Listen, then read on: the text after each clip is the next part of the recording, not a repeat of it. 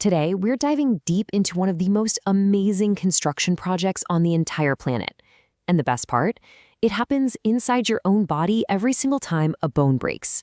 It's an incredible story of emergency response, cleanup, and rebuilding that kicks off the very instant you hear that fateful crack.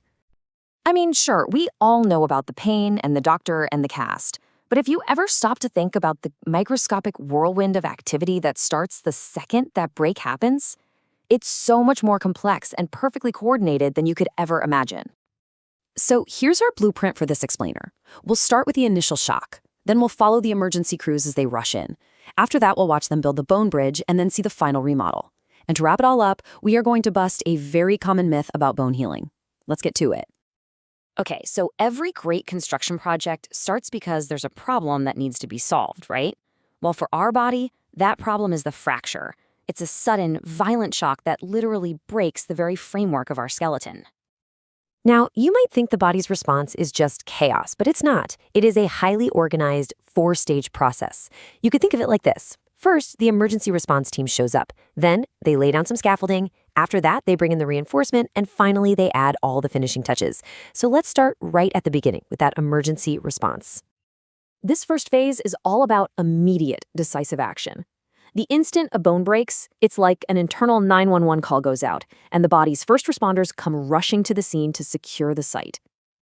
And the very first thing they do, they form something called a hematoma, which is basically a large, crucial blood clot. Now, don't just think of this as a simple bruise. No, this is so much more important. This is the foundation. It's literally ground zero for the entire repair operation. You know, this initial stage is just humming with activity. The body is working like crazy to stop the bleeding, and it uses that hematoma to stabilize the whole area. Then, like a good cleanup crew, your immune cells move in to clear out all the damaged tissue. And most importantly, chemical signals go out, a call to arms for the body's construction workers to get to the site and fast. All right, so the site is prepped, it's been secured, and now the real construction can finally begin. The goal is simple. Build a bridge right across that fracture gap and reconnect the two broken ends of the bone. The special material used to build this bridge is called a callus, and the body is incredibly smart about this. It doesn't just, pour a bunch of concrete into the gap.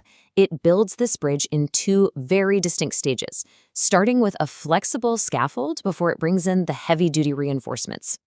First up, within a few weeks, a soft callus forms. It's made of a material that's kind of like cartilage. This is your initial scaffolding. It's flexible, but it provides some much-needed stability. Then, over the next several weeks, that's replaced by a hard callus, which is made of new, woven bone. This is the rigid, strong bridge that truly mends the break. So, who are these builders we keep mentioning? Well, the heroes of this phase are specialized cells called osteoblasts. Just think of them as the master bricklayers of your body. They swarm the site and work tirelessly, creating the new woven bone that forms that hard callus, locking the fracture right back into place. So the bone is healed now, but the job isn't done, not by a long shot. That hard callus is still pretty bulky and kind of inefficient, almost like a rough concrete patch. So the final and longest phase is all about remodeling that patch into a perfectly refined structure. This timeline really shows you just how patient the body is. I mean, the emergency response happens in days, the scaffolding goes up in weeks, and the hard callus solidifies over months. But that final remodeling phase, that can take months, or in some cases, even years to fully complete. It's a true long-term project. I just love this description because it's so perfect. A new set of cells called osteoclasts arrive on the scene. So if the osteoblasts were the builders, these guys are the master sculptors. They come in and they carefully start to break down and reabsorb all the unnecessary, bulky bone from the callus, meticulously reshaping it back to its original form. So, why is all this sculpting so important?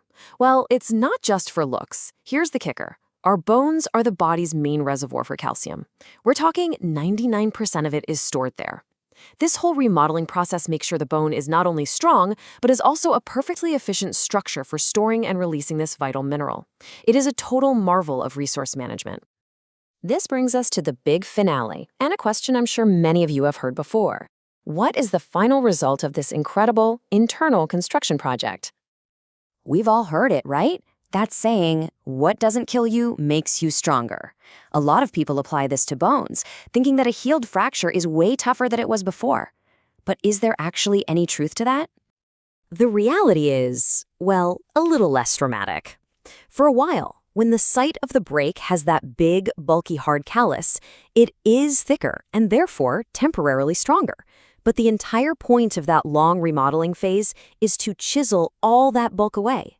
Your body's goal is perfection and efficiency. It just wants to restore the bone to its original design and strength, not create some kind of superhuman bone. So what's the real takeaway from all of this? The real superpower isn't that a bone gets stronger. It's that your body has this innate, perfectly coordinated construction crew on call 24/7. It can manage a crisis, build complex structures, and then refine them with artistic precision, all without a single conscious thought from you. It's just incredible. And that just leaves us with a final thought to chew on.